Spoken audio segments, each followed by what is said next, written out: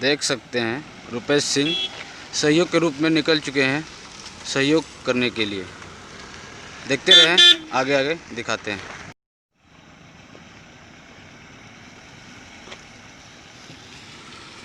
देख सकते हैं बरसात हो रही है साथियों, लेकिन जब मदद को जी करने का मचलता है तो बस निकल पड़ता है।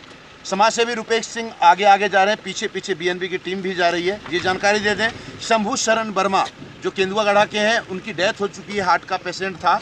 उसकी बेटी ने फर्स्ट की है अपने पिता के न रहते हुए भी उसकी हौसला को अफजाई करने के लिए और मदद करने के लिए समाज सेवी रुपेश सिंह जो जन कल्याण संगठन के अध्यक्ष हैं वो पहुंच रहे हैं और हम लोग भी आ रहे हैं। तो बने रहिए बीएनबी के साथ और देखते रहिए कब, कहाँ और कैसे, क्योंकि बीएनबी सच है तो बोलेगा। जय हो, जय हिंद, सत्य में जयते, वंदे मातरम। सर से पिता का साया उठना, ऊपर से लॉकडाउन को लेकर परेशान पूरा परिवार था। इधर आलम यह था कि बेटा सुधाकर मजदूरी कर, मेहनत कर घर परिवार चलाने को विवश था। इसके बाद भी पुत्री रिंकी कुमारी ने मैट्रिक परीक्षा में अव्वल नंबर ला करके क्षेत्र में चर्चा का विषय बन गया है। जी बताते चलें, बेंगाबाद के केंदुआ गढ़ा गांव निवासी शंभू शरण वर्मा जो 2 वर्ष पूर्व उनकी मृत्यु हो गई थी, हार्ट का वह पेशेंट था। इधर परिवार पूरा परिवार छोड़ करके चले जाने से परिवार में दुखों का पहाड़ टूट पड़ा था।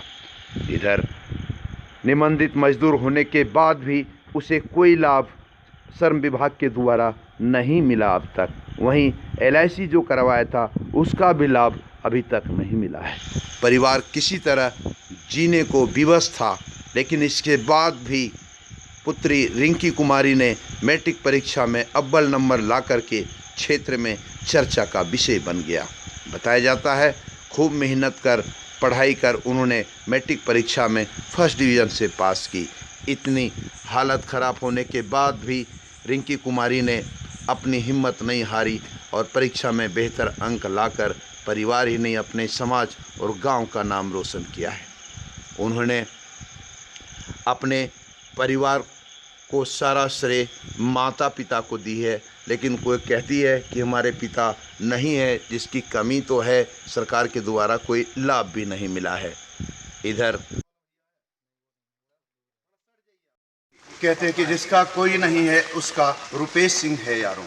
जी, उसका जीता जागता उदाहरण देख सकते हैं। हम अभी फिलहाल इस भरी बरसात में चल करके समाज सेवी रुपेश सिंह जो जन कल्याण संगठन के अध्यक्ष हैं, जब उनको पता चला कि पिता का साया उठ जाने के बाद भी एक छात्रा ने अपने समाज, अपने गांव का नाम रोशन की है। जी, मैं बात कर रहा हूँ रिंकी कुमारी का, जो इनके पिता श्रमिक मित्र थे, श्रम विभाग से जुड़े हुए थे और उनका वह निबंधित मजदूर थे और कुछ वर्ष पूर्व उनका हार्ट से निधन हो जाता है। परिवार के पास दुखों का पहाड़ टूट पड़ता है। इसके बाद भी छात्रा ने पढ़ लिख करके अपना मुकाम हासिल कर ली है, फर्स्ट डिवीजन लाई है मैट्रिक परीक्षा में। जी, जानकारी दे दें कि इसके लिए ना श्रमिक मित्र के द्वारा अब तक 7 रुपये का 1 रुपये तक का लाभ मिला है, ऐसा कोई बात नहीं है।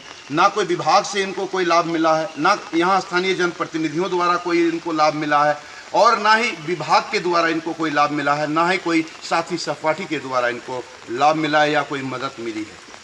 आलम यह है कि इस लॉकडाउन के बाद भी छात्रा पढ़ लिख करके मैट्रिक में अपना अव्वल नंबर लाना तो निश्चित रूप से कहीं ना कहीं छात्रा का मेहनत कारगर साबित हो रहा है।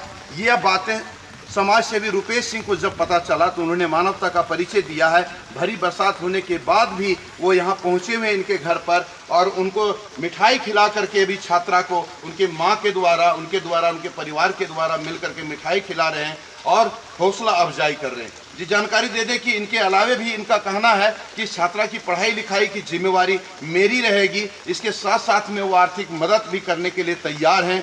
मसीहा हो तो रुपेश सिंह जैसा हो। निश्चित रूप से कहीं ना कहीं यह गर्व के साथ कह सकते हैं कि आने वाला ऐसा समाज सेवी अभी तक नज़र नहीं आया, लेकिन इन्होंने अपनी पहचान और अपना मानवता का परिचय दे करके मिसाल कायम किया है। आइए हम रुपेश सिंह से भी बात करेंगे, उनकी छात्रा से भी बात करेंगे कि ऐसा महसूस करके क्या उनको मिल रहा है। जो आपने फर्स्ट की है रिंकी जी, कैसा महसूस कर रही हैं आप?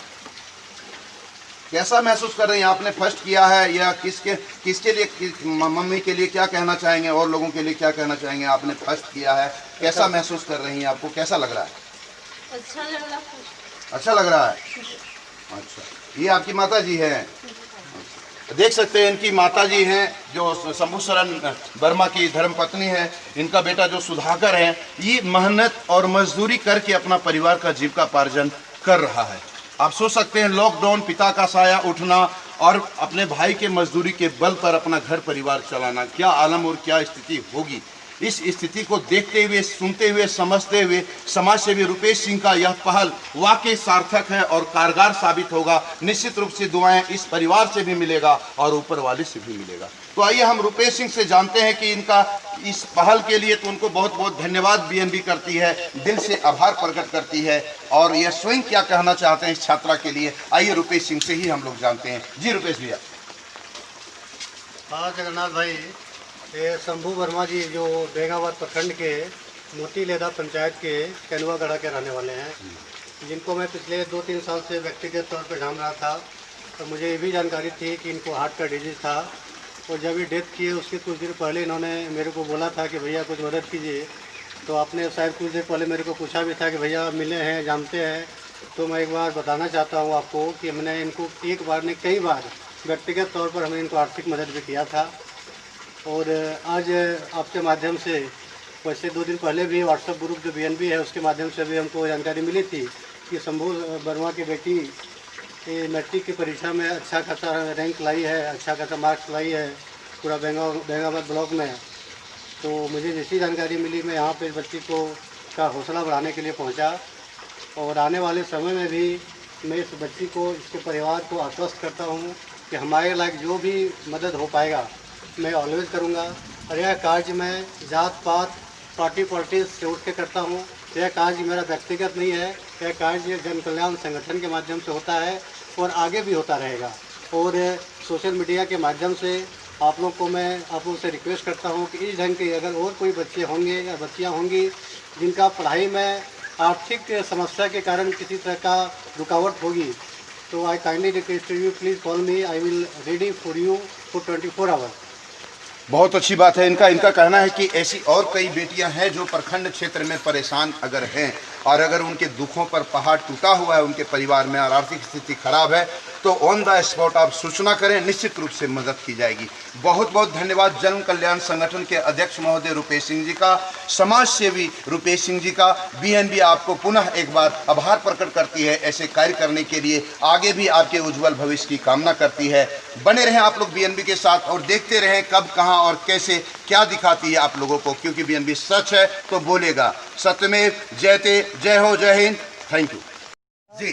बता दें कि लगातार क्षेत्र में चर्चा का विषय बना रहता है कि समाज सेवी रुपेश सिंह इन दिनों जो मदद लोगों को कर रहा है, गरीबों के बीच जा करके उनके घर तक जा करके मदद कर रहा है, तो कुछ न कुछ कहीं ना कहीं कोई ना कोई राज छिपा है। जी, इस राज छिपे होने का कारण आज हम लोग स्वयं रुपेश सिंह से जानते हैं कि आखिर राज क्या है। आप जो गरीबों को मदद कर रहे हैं, आपकी मनसा क्या है? कहीं राजनीतिक तो नहीं? अभी त्रिस्तरीय पंचायत चुनाव है, कहीं चुनाव लड़ने की मनसा तो नहीं, लड़वाने की मनसा तो नहीं, आखिर है क्या मनसा? आइए हम रुपेश सिंह से ही जानते हैं कि जो क्षेत्र में चर्चा का विषय बना हुआ है रुपेश जी, कि कहीं आप चुनाव लड़ने के फिराक में हैं। इधर पहले पता चल रहा था कि विधायक चुनाव की तैयारी में लगे हुए हैं, फिर अभी पता चल रहा है कि त्रिस्तरीय पंचायत चुनाव में आप भाई आजमाएंगे। आखिर क्या है मामला, हकीकत क्या है, सच क्या है? थोड़ा आपसे ही सुनना चाहते हैं और दर्शकों को सुनाना चाहते हैं। जी रुपेश जी। भाई साहब, ये बात हमको शायद आप ये कई बार पूछ चुके हैं, एक बार फिर से मैं आपको कहना चाह रहा हूँ और आपके माध्यम से सारे पब्लिक, सारी जनता को मैं कहना चाह रहा हूँ, और ख़ास करके वैसे जनता जो हमारे क्षेत्र जैसे देवरी पूर्वी क्षेत्र के हैं, उन लोगों को मैं बताना चाहता हूँ कि आने वाला जो पंचायत चुनाव है, त्रिस्तरीय चुनाव, जो हो सकता है कमिंग 6 मंथ या नेक्स्ट ईयर स्टार्टिंग में हो जाए, तो मैं पूरी तरह से इस चीज़ से इनकार करता हूँ कि आने वाला समय में मैं राजनीति में कहीं आने वाला नहीं हूँ। तो प्लीज़ अगर किसी को भी ऐसा लग रहा है कि मैं काम स्वार्थ से कर रहा हूँ तो प्लीज़ दिमाग से निकाल दें। मैं ये काम इसीलिए करता हूँ कि यह कार्य करके मुझे हमारे दिल को काफ़ी सुकून मिलता है। इसमें न कोई जात पात है, न कोई पार्टी पॉलिटिक्स है। और मैं बार बार पहले भी कह चुका हूँ और एक बार फिर से कह रहा हूँ कि अभी ये बस से शुरुआत है, अभी बस से शुरुआत है। आने वाला समय बहुत बड़ा कार्य होने वाला है अब ऐसा हो सका है जो लोग सोचे भी नहीं होंगे वो काज को हमने अपने दिल में बसा के रखा है। अगर ऊपर वाला चाहे और लोगों की दुआ रही तो आने वाले समय में जन कल्याण संगठन इतिहास लिखेगा, ये मेरा आप लोगों से वादा है। बताते चले कि इनका कहना है कि जो हम मदद करते हैं इससे हमको दिल को सुकून मिलता है, ना इसमें कोई राजनीतिक लोभ है और ना कुछ और किसी चीज़ का लोभ है, सिर्फ और सिर्फ दिल को सुकून मिलता है। इस मदद के उद्देश्य से इस उद्देश्य से ये चलते हैं और दिन रात लोगों की मदद कर रहे हैं। निश्चित रूप से आपकी मदद सराहनीय है, आप ऐसे ही मदद करते रहें। बीएनबी भी मंगल कामना करती है आपके लिए। जय हो, जय हिंद, सत्यमेव जयते। कैमरामैन शिवजी पांडे के साथ जगन्नाथ। जय हिंद।